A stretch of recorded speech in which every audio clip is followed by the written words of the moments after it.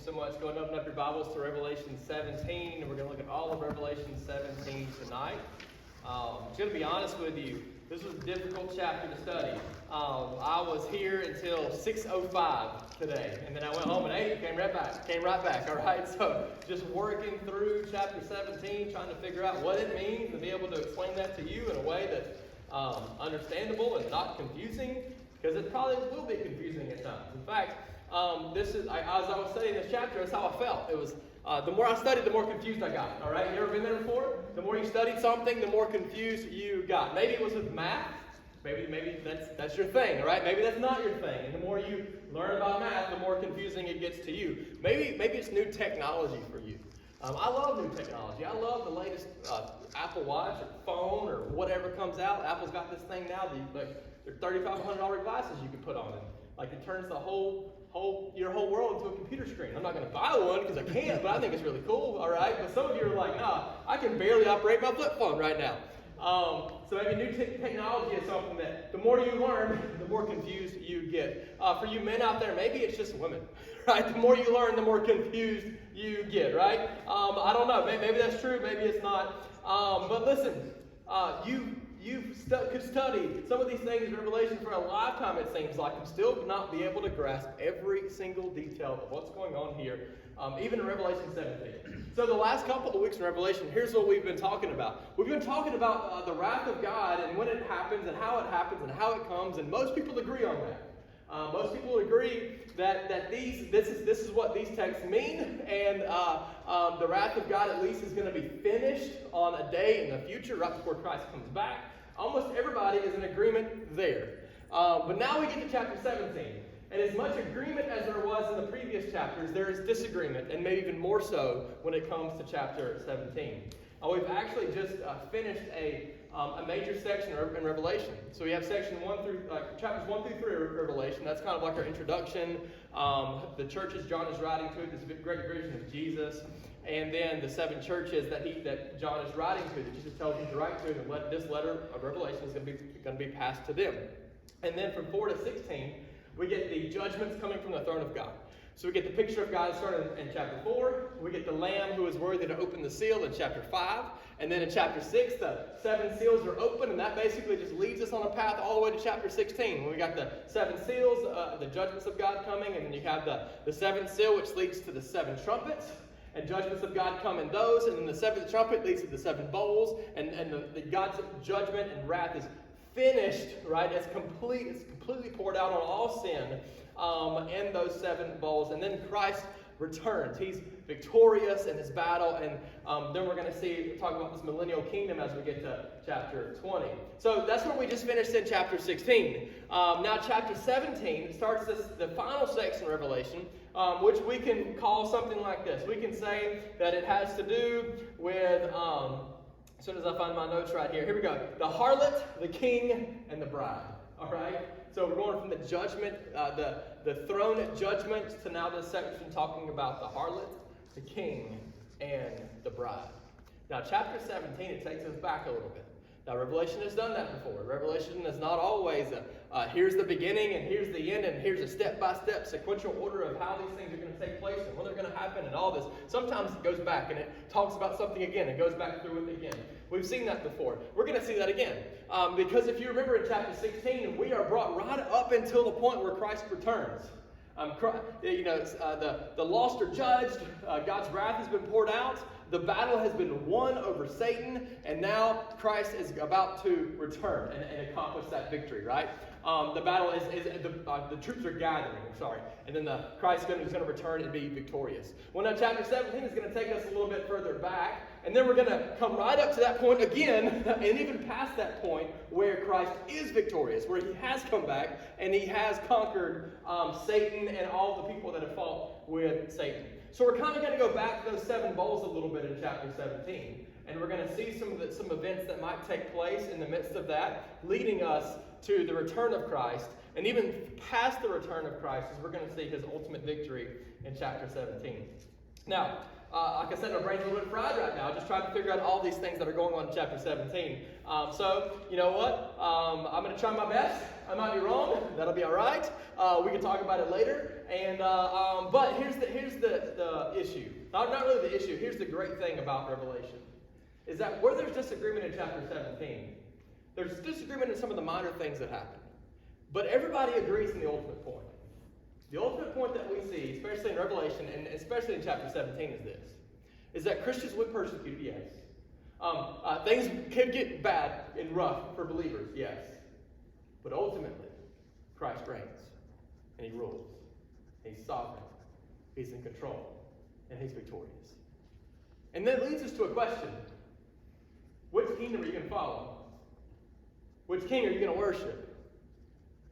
The one who is in sovereign control, even in the middle of the persecution and after the persecution, and brings great blessings to His people? Or the one who promises false blessings and brings false counterfeit miracles and resurrection, whose satisfaction only lasts for a short time, but destruction comes soon after?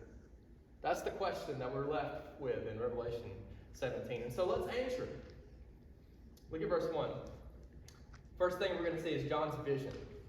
It says, "Then one of the 7 angels who had the 7 bowls came and said to me, 'Come, I will show you the judgment of the great prostitute who is seated on many waters.'" And so we had these 7 angels, had these 7 bowls in chapter 16, and they poured them out on the earth in judgment. They're bowls of judgment that were poured out on the earth. And now we have another angel. It's one of those 7 angels, actually. And he takes John and he says, "All right, John, I want to tell you something. I want to tell you about the judgment of this great prostitute who is seated on many waters." Now, there's a lot of symbolism in chapter 17. And I don't think any of it really is meant to be literal, but it's meant to give us a picture of what is going to happen in the future. And we're meant to picture these things in our mind, like we've talked about before in Revelation, so that we can truly understand the heart of what John is writing to us about, and the heart of what the Lord really wants us to get as we study this chapter. And so when he says that there's this woman who's a prostitute who's seated on these waters, well, verse 15, and we're going to jump there real quick. You can see what the waters are. Verse 15, it says, "And the angel said to me, the waters that you saw where the prostitute is seated are the peoples, the multitudes, the nations, and the languages." So, basically, this prostitute is sat on the whole world, all right? The people, the nations, the languages, the tongues, the tribes of the whole world. It means that she has great power and rule over the whole earth. Like, it seems like she's in control of the world at this particular time. Now, I want to talk about language for a second here. Because my version says prostitute. I'm curious, what do your versions say? Anybody say anything else? Whore, right? Harlot, whore, prostitute. You're like, can we say those words in church, right? No, I think there's a reason. There's a reason why we have these emotionally charged words, these graphically charged language that John uses. It's because we're going to see this prostitute is a personification of sin. Really, Babylon, which ultimately is talking about sin in a way, sin of the world, okay? And John is graphically describing the effects of sin on the world, and he uses the term prostitute, harlot, or whore to describe it. I think that's important, because I think that's an accurate description of sin. This is how we are to view our own sin. I think that's part of what we need to realize from chapter 17. Is if that language kind of scares you a little bit, or kind of like holds you, like kind of just shocks you a little bit that the Bible would say something like that, well, just be reminded that that's how you are acting when you sin against God Almighty. That's what our sin looks like. You know, you would be appalled, right? You would just feel such guilt and shame, right, if you committed adultery on your spouse with a prostitute. I mean, just imagine like the shame that would come from that. And then, in a way, I think John is saying, let's feel that way about all our sin. This is what we have done against the Lord. This is how we have treated Him. It's as if we have been in an adulterous relationship with somebody else, not just somebody else, but a prostitute, so that we could get the fleeting pleasures of this world and deny the eternal pleasures that the Lord brings us. So let's see about this. Let's see a little bit more about what this angel tells John. It says, verse 2, it says, "With whom the kings of the earth have committed sexual immorality, with the wine of whose sexual immorality the dwellers of the earth have become drunk." And so here we see that there is this, it's symbolic, all right? There is this prostitute who's riding on the waters, and the waters represent all the people of the world, all the lost people of the world specifically. And he says, what he's told next is that the kings of the earth have come and committed sexual immorality with this harlot, with this prostitute.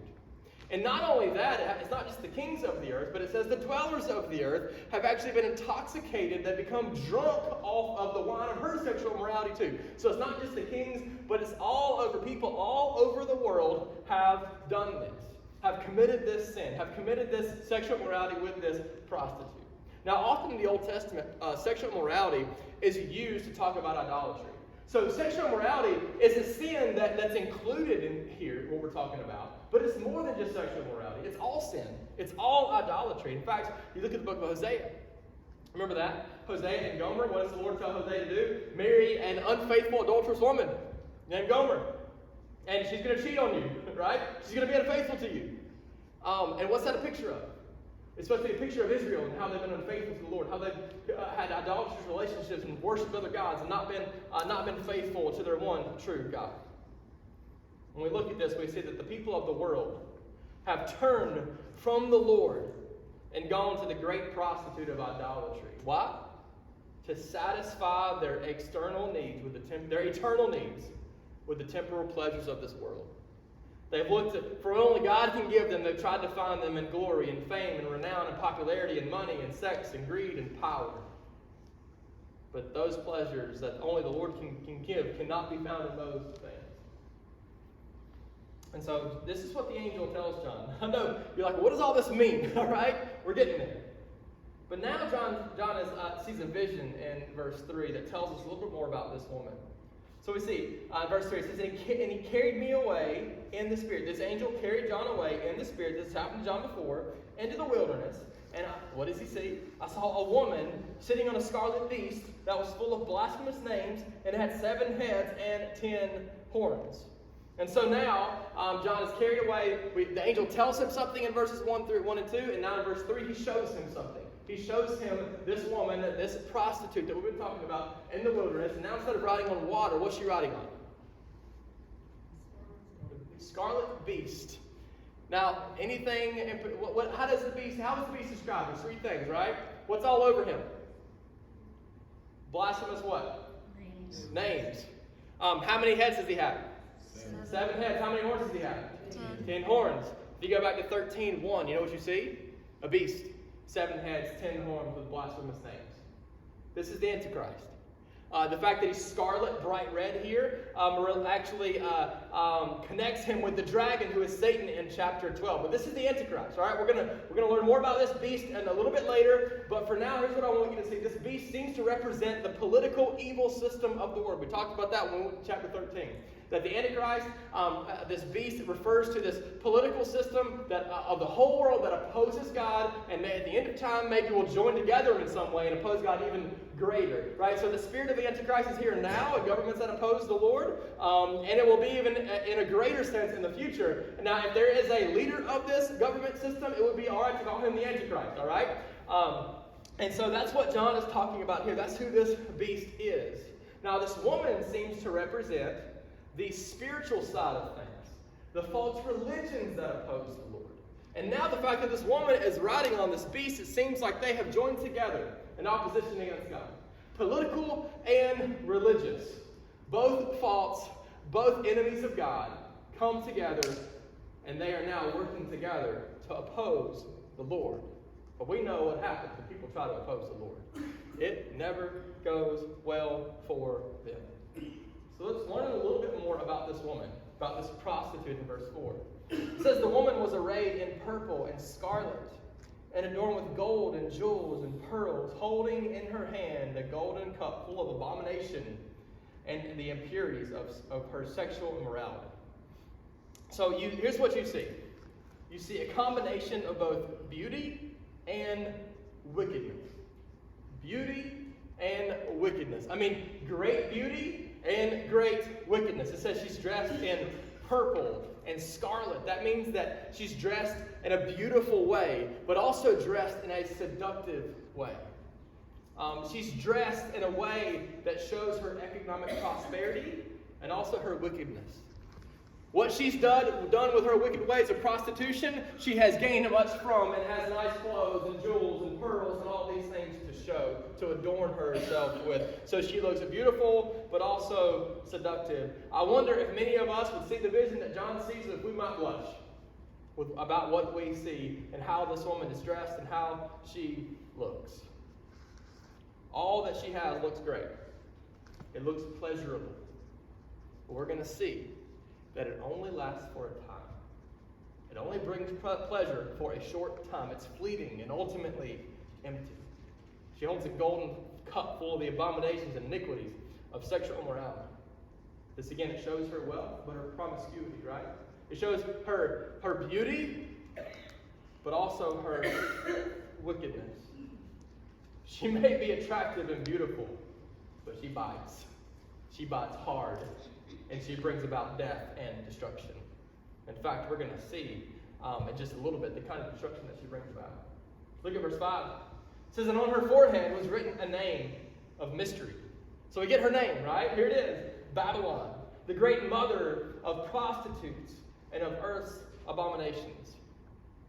What if somebody said that about you? So I'm gonna have a bandana, I'm gonna write your name on it and put it around your head, and it's Babylon, the mother of what does it say? The mother of prostitutes and the earth's abominations. Like, that's not a compliment, is it? Right? No one wants to be called that. In this day, in John's day, prostitutes in Rome, that's what they would do. They would write their name on a headband around their forehead. They'd wear it almost like a symbol of pride. It seems like, yeah, this is what I do. This is who I am. Just kind of reveling in their wickedness and seductive ways. So here, this prostitute has something similar around her head, and her name is Babylon. So now you see, this isn't just a woman. This is a woman who symbolizes something greater, something bigger. She symbolizes Babylon. Well, now, what is Babylon? Babylon is somebody you don't want to be called. You don't want to be somebody from Babylon. You don't want to be called Babylon. All right? Babylon, if we go back to the Old Testament, it was a nation that basically exiled, destroyed Israel, and exiled Israel, right? And eventually Israel was able to come back, but they destroyed Israel. They destroyed the temple, right? And it became known as not just that state of Babylon, what they did, but that word became known as somebody who just opposed the Lord. Like somebody who opposes, a nation who opposes God. You'd be like, that's a Babylon right there. That's somebody who opposed the Lord. Like, this nation is like Babylon, or this person is like a person from Babylon. That's what it became known. And especially in Revelation here, you see now this personification of Babylon in this woman who is a prostitute. So, this woman is Babylon personified. It's as if evil and false religion were personified in a person. That's who she is. That's who she represents. And look at verse 6. Here's where the destruction comes in. And I saw the woman drunk. What was she drunk with? The blood of the saints. The blood of the martyrs of Jesus. See her wickedness? Her beauty, and now her wickedness? She's drunk not with wine, but with the blood of the saints of Jesus that she has killed. False religion has killed a lot of Christians, right? So if she's false religion personified, then imagine the amount and the millions of Christians that she is responsible for killing. In this day, and also in the day to come, it will only get worse. She's drunk with the blood of the false religious systems of the world that have killed the prophets. Now remember, chapter 6, sorry. The martyrs are crying out from under the throne of God. Bring justice for us, Lord. Bring justice. They're praying again in chapter 8, bring justice, right? And then we saw in chapter 16 that God says, I'm bringing justice. I've heard your prayers, and I'm bringing justice. And now we're going to see again in chapter 17 the justice that he brings on the one who has taken the life of those who have served him. And what does John do? When I saw her, I, what? Marveled greatly. Marveled greatly. Now, this is a little confusing here. And so I could be wrong on this. I just want to be honest with you. But I think two things are happening in the mind of John. I think he's marveling at her beauty. Because it says in just a couple of verses later that also the lost marveled in the same way at the beast. So I think in a sense he's marveling at her beauty, but I think also, and maybe even more so, he is disgusted while seeing her wickedness and repulsed by her at the same time. He sees her beauty, but is also repulsed by her wickedness. And that's what I think John does when he marvels at her. We've seen this Babylon in history, haven't we?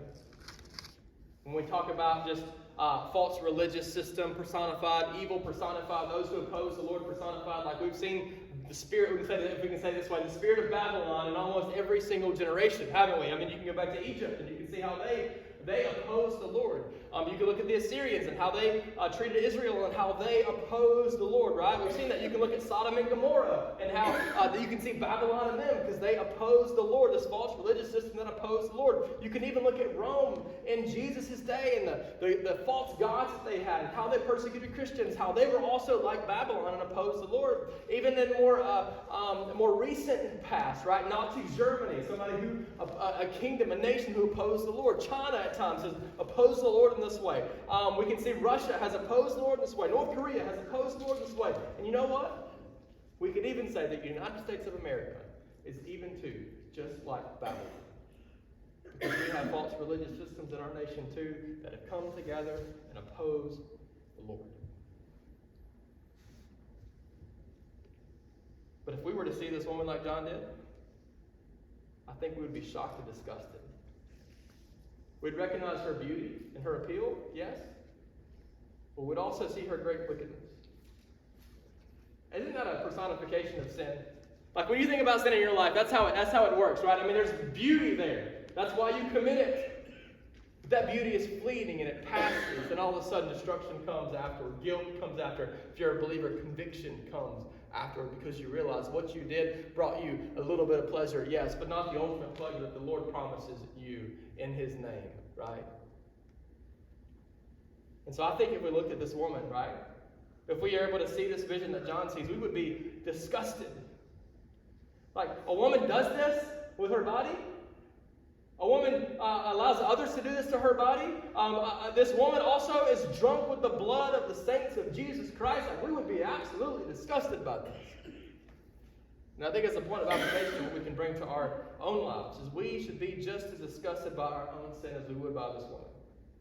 Because this woman personifies our own sin. So we should be just as disgusted and dismayed and horrified with our own sin as we would be this woman. So don't fall for the lure of the prostitute, who will provide pleasure for an hour, but reject the Lord, who provides pleasure forever. So that's John's vision. Now we're going to see his vision explained. And this is where it gets a little dicey, all right? This is where it gets hard to understand. This is where all the different views come in. So I will do my best to give you a couple of views so that we can figure this out together. So look at verse 7. It says, "But the angel said to me, 'Why do you marvel? I will tell you the mystery of the woman and of the beast with the 7 heads and the 10 horns that carries her.'" And so I'm thinking, amen, thank you, right? Finally, in Revelation, we have a vision that's explained. It doesn't happen very often in Revelation. Usually we just have a vision and we have to figure it out on our own. Now we have a vision, and the angel's like, hey, this mystery that I told you about, I'm going to reveal it to you. I'm going to explain it to you. And I'm thinking, this is great, right? This is going to make my job so much easier on a Wednesday night. But it seemed to only make it harder, right? I'm just going to be honest with you. But here's some good news. When the New Testament uses the word mystery, it often talks about a mystery that is going to be revealed. And so that's what happens here. A mystery, right? It's a mystery now, but it's going to be revealed. And so this angel reveals this mystery to John. And here's what the angel says. Verse 8, it says, "The beast that you saw was and is not, and is about to rise from the bottomless pit, and go to destruction. And the dwellers of the earth, whose names have not been written in the book of life from the foundation of the world, will marvel to see the beast, because it was and is not, and is to come." So we're going to look at this beast for a little bit, all right? So John sees this prostitute riding on this beast, all right? The prostitute's dressed and adorned in beautiful ways, but also seductive ways. personifying evil, personifying all the false religious systems of the world coming together to oppose the Lord. And she's riding on this beast who's the Antichrist, who is, in a way, the representative of the government systems, the political systems of the world coming together to oppose the Lord. And so we talked about this woman. Now we're going to talk about the beast and what the beast represents. And so, what does it first say about the beast? The beast was, and what does it say next? Is what? Is not. And what? Is coming, rising up out of the bottomless pit, all right? So let's talk about this for a second. Back in Revelation chapter 1, when we're talking about the Lord, we said the Lord was, the Lord what? Is, and the Lord is to come. See that? So we're going to see that there's a comparison that's made between the Antichrist and the Lord. There's also going to be a comparison that's made between this woman, who's Babylon, and the bride of Christ. We're going to see that in the next couple of chapters. And you're going to see, okay, which side would you rather be on? And you're going to definitely choose this side. I'm going to be honest with you. I mean, we know that right now. But for now, let's focus on this beast for a second.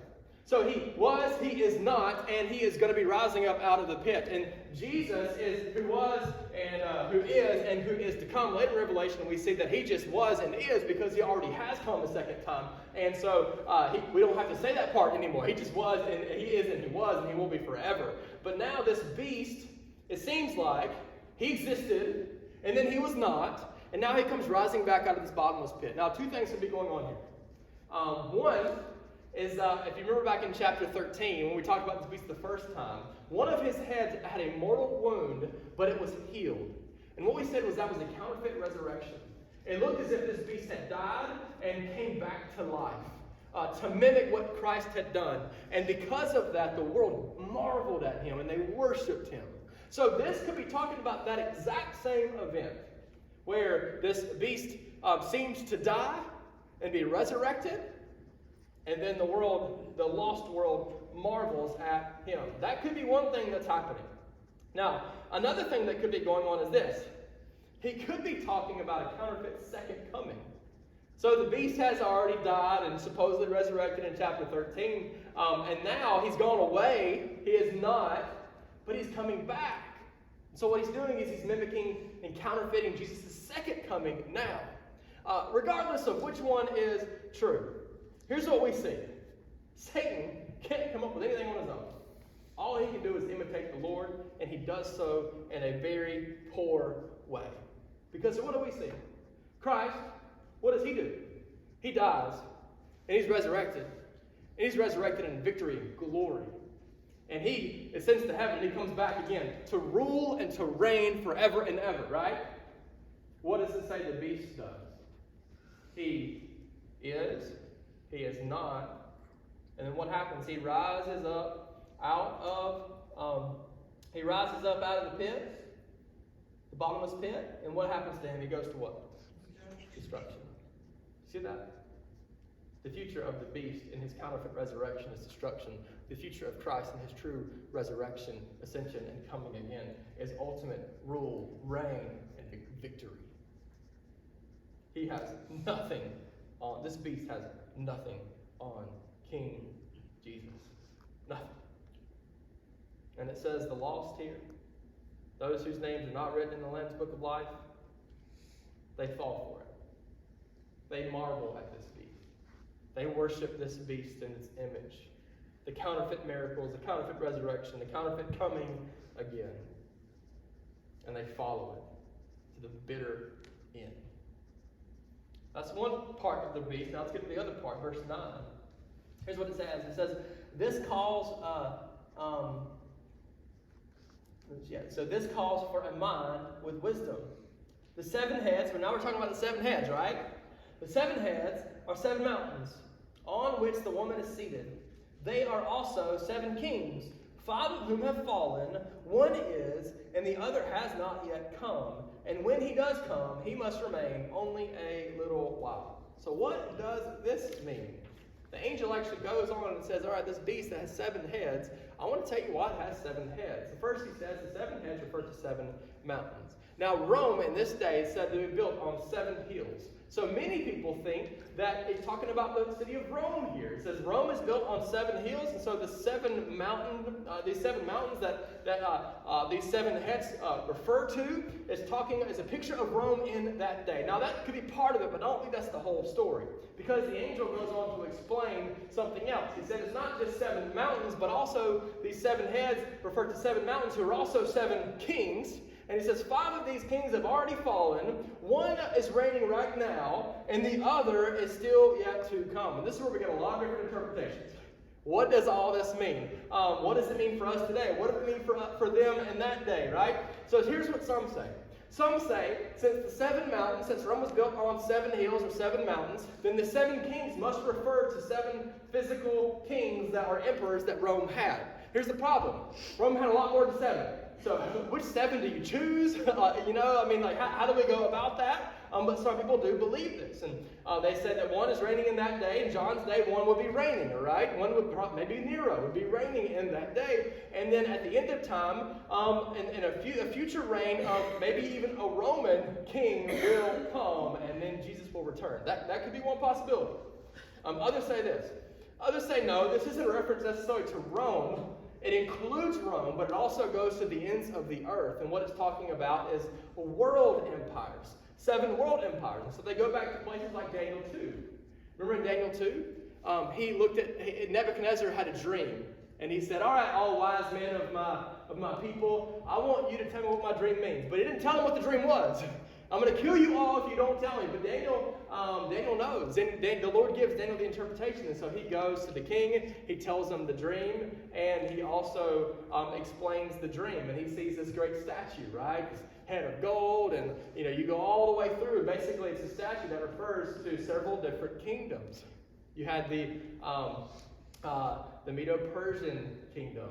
You had the Greek kingdom and the Roman kingdom, right? And I think also that included the Babylonian kingdom of the day as well.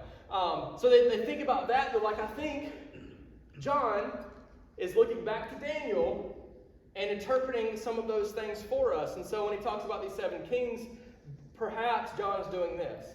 Perhaps John is looking at these great kingdoms that have conquered the world in their day. And he's saying 5 of them have fallen. So he starts with Egypt. And he says Egypt has fallen. And then Israel would be next, but that's the Lord's people, right? So they're not going to fall. So next would be Assyria. They conquered part of Israel, but then they failed. The next would be Babylon. They conquered the rest of Israel, but then they failed. The next would be the Medo-Persian Empire, which eventually allowed Israel to go back to their homeland. And the next would be Greece under Alexander the Great. Those have all fallen. And he says there's one that is right now. That would be Rome. That'd be number 6. Rome is the one that's reigning right now, and there's still one yet to come. Some would even say Rome is going to be resurrected in a future day, and they are going to be this next big world empire, and then Christ is going to return. Some people would take that. I'm going to give you a different view, and I think this is where I stand, although I could be wrong. But often we see in Revelation, numbers are important. The number 7 is an important number. It often refers to completeness or perfection. And so I think that's what John is saying here. John is using the number 7 to refer to the fullness and the completeness of all world empires that oppose the Lord. So this would include all that we just talked about. Egypt, Assyria, Babylon, Medo-Persians, Greek, the Romans, everybody, right? It would include all of them, but also it would include much more. You go watch a pirate movie, they talk about doing something on the 7 seas, right? They're talking about all the seas. I think that's kind of what John's point is here. These 7 horns, we're talking about all world empires. This beast represents the fullness of the evil world system that opposes God. But there's good news. What does he say? 5 of the 7 heads are already defeated. It's almost about to come to an end. And this is in his day, 2,000 years ago. 5 of the 7 have already been defeated. And you know what? When we get to number 7, in fact, let's look what it says. It says, there are also 7 kings, 5 of whom have fallen. One is, and the other has not yet come. And when he does come, he must remain only what? A little while. When that final nation comes to oppose the Lord, or maybe it's all nations coming together to oppose the Lord, when that happens, it only lasts for a little while. Why? Because that's when Christ is going to come back and defeat them and be victorious. So, notice again, though, the contrast between the kingdom of Satan and the kingdom of God. The beast's power and God's power. God reigns forever. His power lasts forever. The beast only lasts for a short time. Verse 11, it says, as for the beast, this that was not, there it is, and is not, it is an eighth, but it belongs to the seventh, and it goes to destruction. Again, this is confusing, all right? So it seems like out of this, these seven heads, the beast is a part of these seven heads, but he's also really an eighth head, and some talk about this might be another kind of defeat and resurrection again. Again, it's very, very difficult to understand, but it seems like this beast is just going to keep coming back into power over and over and over and over again, and then eventually he'll come and reign in an eighth kingdom. But here's the ultimate point: he's destroyed. Destruction is all that awaits. So, in all the confusing about what seven heads and eight heads and eighth horn and all this mean, he is defeated and destroyed. So let me go to the 10 horns. There was the 7 heads, now the 10 horns. In verse 12, it says, and the 10 horns that you saw are 10 kings who have not yet received royal power, but they are to receive authority as kings for what? 1 hour, together with the beast. Again, some see these as a future Roman kingdom with 10 kings, right? In fact, in 1973, some people with this kind of view, they got really excited and also nervous when the 10th member of the EU, the European Union, became a member. They're like, oh, this is prophecy fulfilled. But now we look today, and there are how many? 27 members of the European Union. This is a reminder for us not to interpret Revelation through the news today, okay? Interpret it through the lens of the Bible itself. And so some see these as 10 future kings that are going to come. I believe 10 is kind of like the number 7. It's symbolic to mean that all the kings of the world are going to come together and oppose the Lord. They're going to reject Christ. The whole world is going to come together and reject him. And, we kind of saw this last week with, I think it was bowl number 6, when the Euphrates dried up and the kings of the earth were able to gather together to try to come and defeat Jesus. I think that's what's happening here. They're gathering together, trying to come and defeat Jesus. But what does it say? They're going to reign for what? How long? 1 hour. Again, this is probably figurative, but it's saying a short time. A short time. And then God will crush them. Verse 13, we got to hurry, I know. It says that these are of one mind, and they hand over their power and authority to the beast. So they join with the beast, and his power and authority over him. Verse 14, they will make war. Listen to this part. They will make war on the Lamb, and the Lamb will conquer them. For he is the Lord of lords and the King of kings. And those with him are called chosen and faithful. So this great battle ensues. We've seen this before. We'll see it again in Revelation 19. This great battle ensues. And all the kings of the earth come and try to oppose Jesus. Jesus is there with, it says, the chosen and the faithful, which emphasizes God's sovereignty and also human responsibility, right? I mean, we remain faithful, and the Lord has an active role in saving us as well. And so here are Jesus and his people, and then you have these kings of the earth that have all come together to fight against Jesus and oppose him. And it doesn't even mention that we help him. All right? All it says is Jesus defeats them. Who defeats them? The Lamb of God. Now that's like ironic, a lamb defeating anybody, right? That never happens. But Jesus is not just the lamb. He is the Lion of the tribe of Judah, the root of Jesse, and he defeats Satan, and it's not even a battle. It's not even close. There's less than a verse that talks about this battle. I mean, all the nations of the world come together to defeat him, and boom, they are crushed by King Jesus. This is your future if you are in Christ. This is your future. Verse 15, we talked about this, and an angel said to me, the waters you saw when the prostitute is seated of the peoples and multitudes and nations and languages. Look at verse 16. It says, and the 10 horns that you saw, they and the beast will hate the prostitute. They will make her desolate and naked, and devour her flesh and burn her up with fire. The evil turns on its own. Evil turns on evil. These 10 kings, along with the beast, they decide, we don't want this prostitute anymore. We've used her like someone would normally use a prostitute. We got the pleasure we wanted from her, but now we're going to throw her to the wolves. In fact, we're going to strip her naked. We're going to burn her. We're going to defeat her because we want the glory. We want the worship, and we don't want to share it with her. And that's what they do. Notice verse 17.